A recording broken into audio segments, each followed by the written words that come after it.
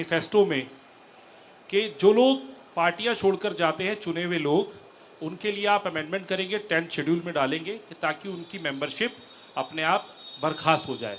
क्या इस तरीके की परिस्थितियां जो आज बन रही है, खासकर आपकी पार्टी इसको देख रही है, इसको ध्यान में रखते हुए आप लोगों ने मैनिफेस्टो में इसको डाला है?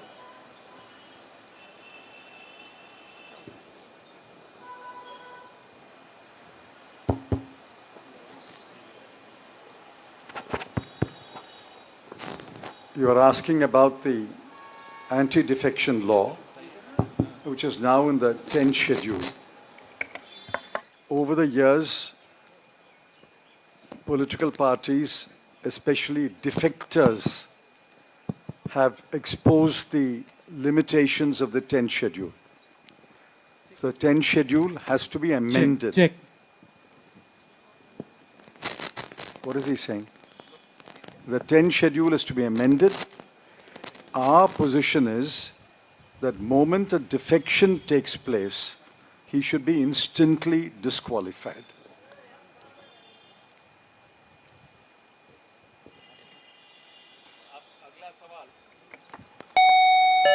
अगला सवाल PTI.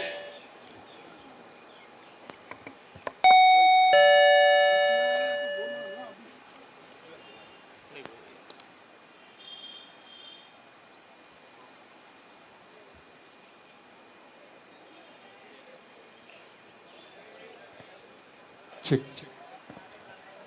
Sir, the focus of the manifesto is on the 25 guarantees that the Congress has already announced. So will this election be a fight between Congress's guarantees and Modi ki guarantee?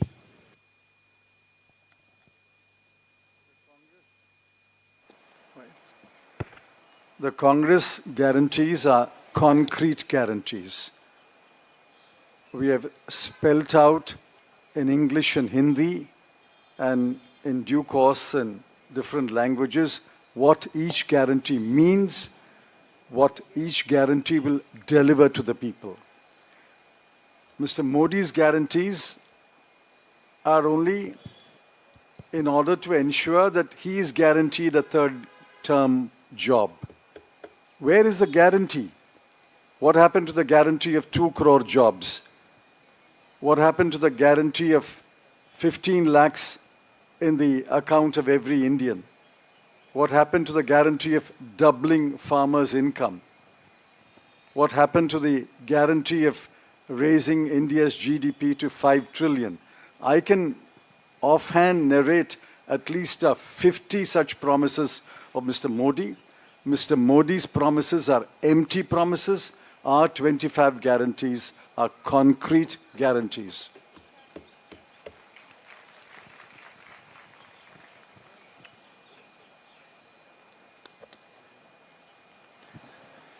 Good afternoon.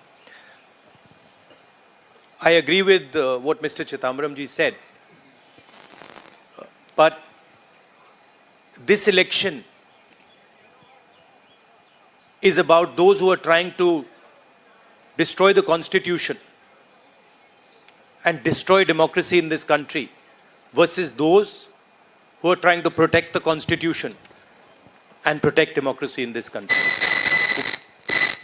We do believe that it is very important, once this fight is won, that we look after the interests of the vast majority of our people, that India is not run for 2 or 3 large conglomerates, large businesses, that it is run for the vast majority of people, that we are not a nation of monopolies, we are a nation where there is fair competition among businesses.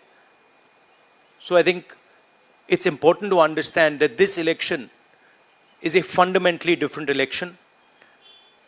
I don't think democracy has been as much at risk, the Constitution has been as much at risk as it is today. In Hindi, sir. ये जो चिदंबरम जी ने कहा उससे मैं सहमत हूं, मगर ये जो चुनाव है ये लोकतंत्र को और संविधान को बचाने का चुनाव है। एक तरफ एनडीए नरेंद्र मोदी जी जो कॉन्स्टिट्यूशन पर आक्रमण कर रहे हैं, लोकतंत्र पर आक्रमण कर रहे हैं, इंस्टीट्यूशंस को कैप्चर कर रहे हैं, और दूसरी तरफ इंडिया अलायंस जो कॉन्स्टिट्यूशन की रक्षा करता है, लोकतंत्र की रक्षा करता है। तो ये चुनाव इन दोनों फोर्सेस के बीच में है। धन्यवाद। मौसमी सिंह, आज तक।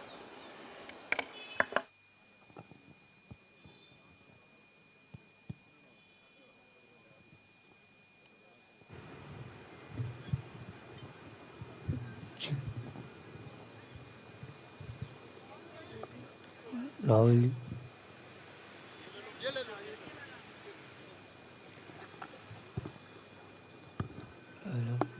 हेलो। मेरा सवाल मैडम सोनिया गांधी से है। मैम, अगर आपसे सवाल, राहुल जी, आपने ओपीएस को लेके लगातार जो है झंडा बुलंद किया है। तमाम सरकारें आपकी, उन्होंने ओपीएस का वादा किया था। चिदम्बरम साहब, you had promised OPS and in Himachal and Rajasthan you implemented OPS, but in the manifesto the OPS scheme is missing. So is there is there a introspection that it's not viable economically? Is it that? It's not missing as such. It's very much on our minds. But please remember the developments that have taken place in the last 4 months.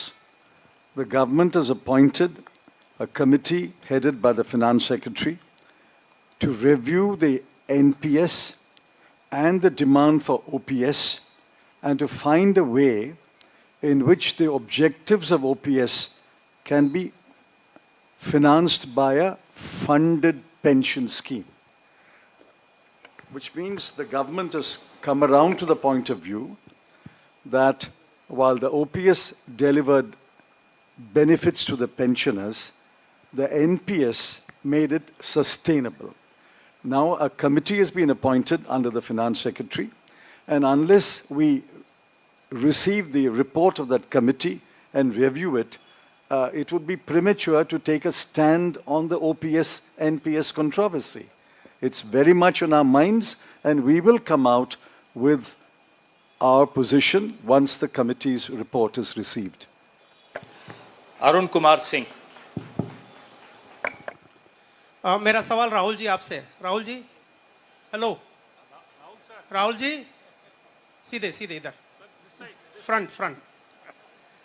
सवाल आपसे यह है कि 2014 में जैसे ही मोदी सरकार आई थी, आपने एक बयान दिया था और आपने ये कहा था कि देखते जाइए धीरे धीरे कॉन्स्टिट्यूशनल इंस्टीट्यूशंस जितने भी हैं देश पे, उस पे आरएसएस और बीजेपी का कब्जा हो जाएगा।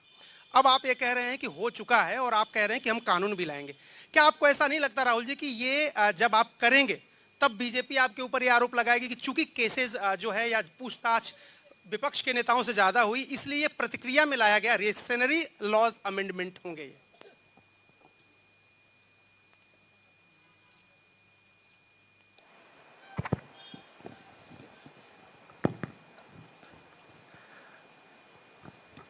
सबसे पहले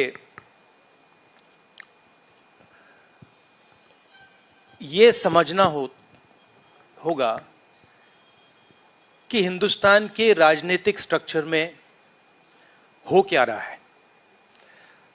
आरएसएस ने और बीजेपी ने और खासतौर से नरेंद्र मोदी जी ने जो स्ट्रैटेजी बनाई है, उसका फाउंडेशन क्या है, उसकी नींव क्या है, सबसे पहले यह समझना है। नरेंद्र मोदी जी ने जैसे अदानी जी की मोनोपोली है पोर्ट्स पर, इंफ्रास्ट्रक्चर पर, डिफेंस में, वैसे नरेंद्र मोदी जी ने पॉलिटिकल फाइनेंस की मोनोपोली बनाई है। कैसे बनाई है? ED, CBI, income tax department का प्रयोग करके। अगर आप बॉन्ड स्कीम्स को देखें तो उसमें साफ दिख जाता है कि नरेंद्र मोदी जी ने, बीजेपी ने एक प्रकार से पॉलिटिकल फंडिंग एक्सटॉर्शन से, धमकी से, प्रेशर से बनाई है। खारगे जी ने कहा जो भी भ्रष्ट हैं वो सब बीजेपी में जा रहे हैं। उसका कारण है क्योंकि नरेंद्र मोदी जी चाहते हैं कि पॉलिटिकल फाइनेंस की मोनोपोली उनके हाथों में हो।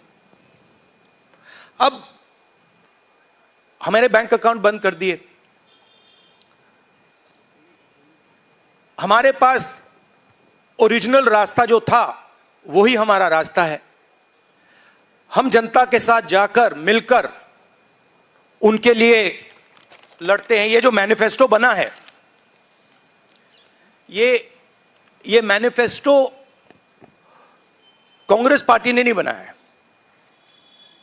ये मैनिफेस्टो हिंदुस्तान की जनता ने बनाया है।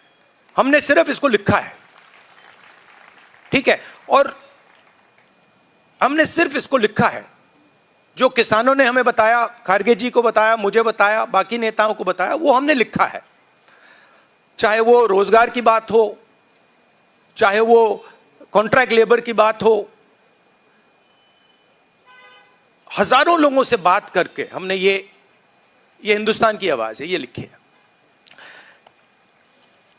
मगर जो राजनीति में आज हो रहा है वो क्लियर है कि सब पार्टीज को नरेंद्र मोदी, ईडी, सीबीआई, इन इंस्टीट्यूशंस को कैप्चर करके फाइनेंशियली मोनोपोली बना रहे हैं अपनी।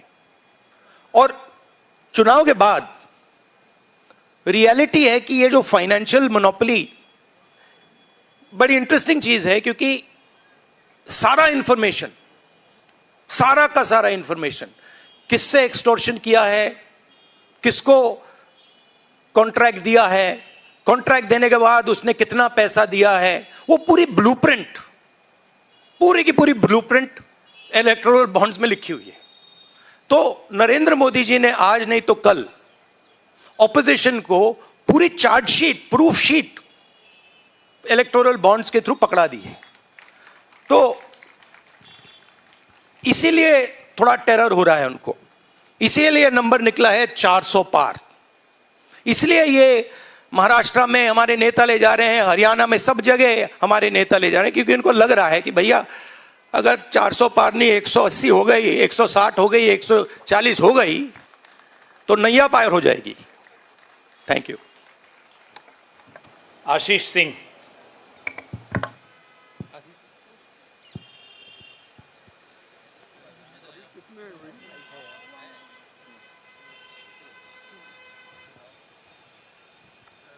राहुल जी, लास्ट टाइम पिछले लोकसभा चुनाव में राहुल जी आपने मुझे याद है कहा था, you were convinced that time कि मोदी जी जा रहे हैं, मोदी जी का वक्त ख़त्म हो गया है। ऐसा हुआ नहीं, होता है राजनीति में। इस दफ़ा नरेंद्र मोदी को आप कितनी बड़ी राजनीतिक चुनौती मानते हैं सर 2024 के चुनाव में? देखिए, 2019 में ये शुरू हुआ, आज ये एक तरह पीक पे पहुंच गया है। हिंदुस्तान के सारे इंस्टीट्यूशंस उनके हाथ में हैं, पॉलिटिकल फाइनेंस की मोनोपोली उनके हाथ में है। CBI, ED, income tax, EC, ये सारे के सारे बीजेपी के हाथ में है, बीजेपी के कंट्रोल में है। तो जैसे मैंने अपने भाषण में कहा, cricket match is a rigged match. Cricket match is not a fair match.